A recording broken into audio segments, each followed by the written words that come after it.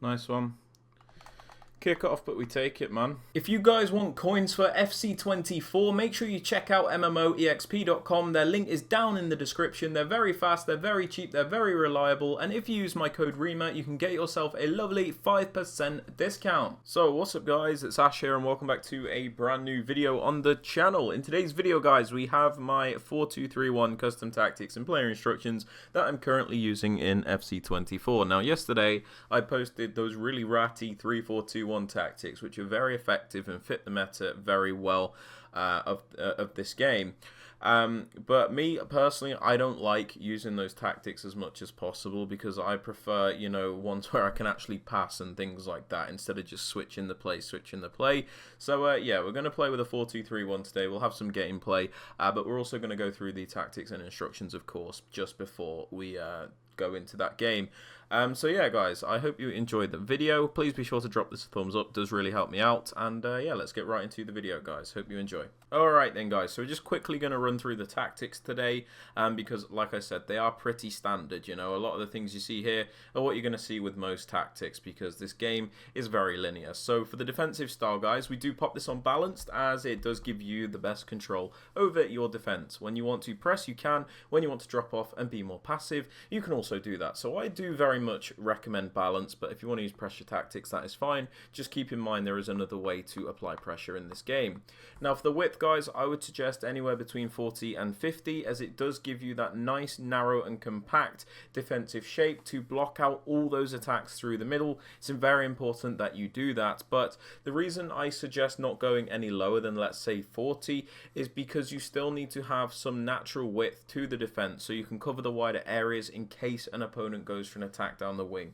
So you want to be narrow in your defense, but not too narrow at the same time, guys.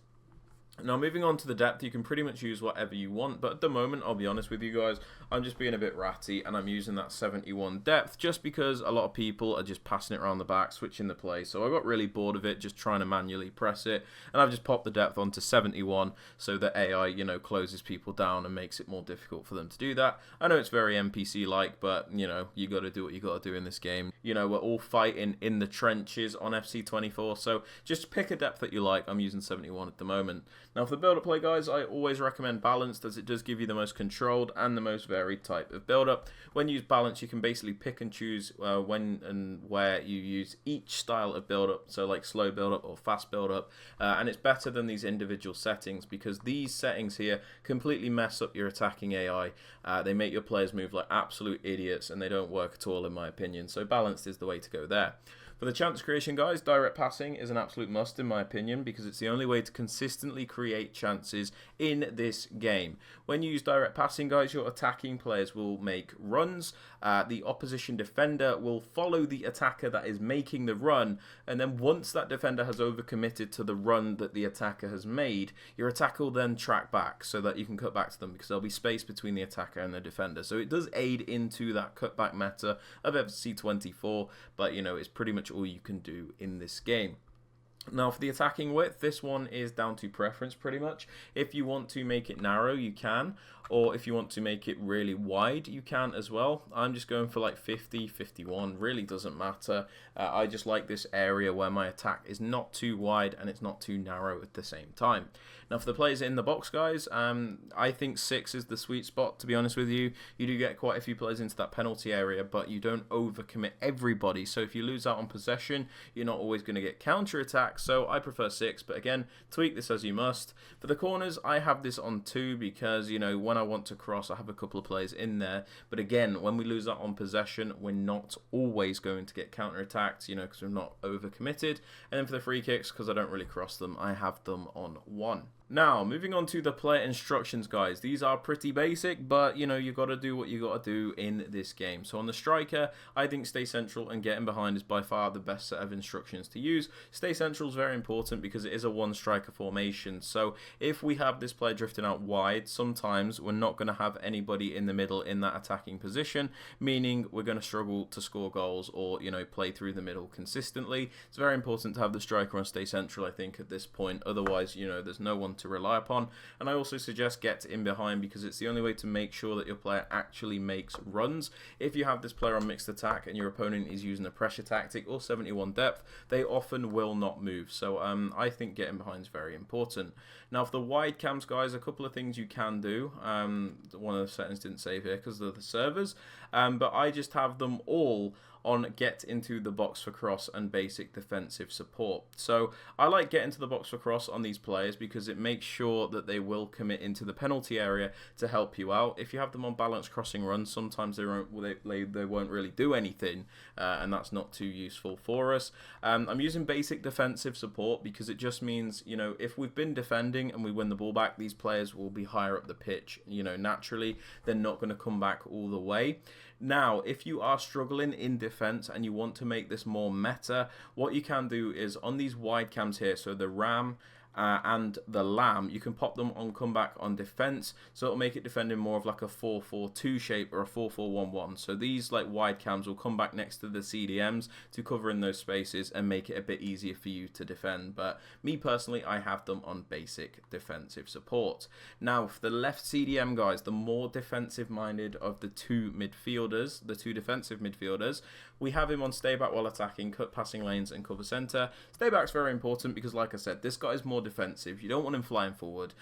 You want at least one to stay back for that balance in the midfield. Cut passing lanes is great if you've got somebody with like that intercept plus play style, because they're always going to look to block those passes and they're very effective at doing it. And then cover center so that they primarily cover those middle areas as opposed to the wings.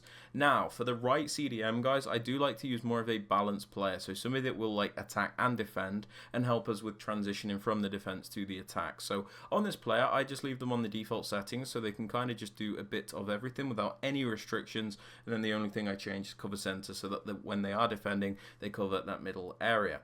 Now for the fullbacks, guys, because this formation can still be a little bit narrow because it uses wide cams instead of like a right mid and left mid, so you know it's just naturally a bit more narrow. Sometimes we need to add that extra width, so whichever fullback is your most attacking one, in my case it is the right back, I suggest balanced attack and overlap. This is so you have that wider option, that angle, like you have that wider angle, so when you are attacking, you know, you have multiple options, and it does help you out in a lot of situations where your opponent's applying pressure, because you do need to go out wide to beat the press sometimes. So this player really helps, especially if they have like a whipped pass plus. And yeah, for the other fullback, guys, the more defensive one, in my case the left back, stay back and overlap, so you always have at least 3 defenders back at a time. But when you send the run, on the run forward, they will make that overlapping run just like the other fullback to add that extra width. For the 2 centre backs, we leave them alone, guys, and the keeper, we also leave them alone. But yeah, guys, they are the tactics and instructions. Let's go get into a game real quick.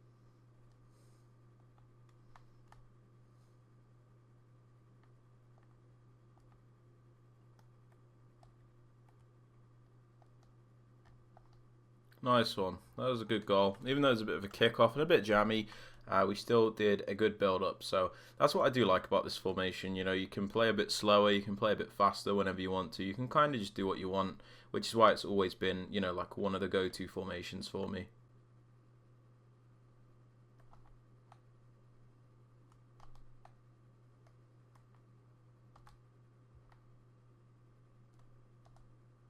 Nice one.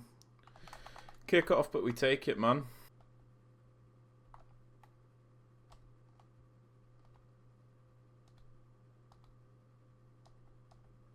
Oh, nice goal. Good stuff. Is he going to quit? Okay, we'll get into another one.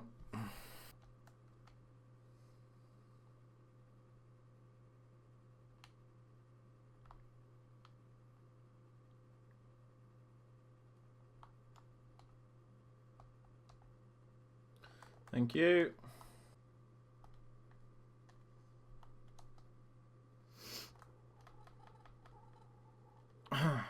Nice one. Should be that. Hopefully. Yeah. Alright, guys.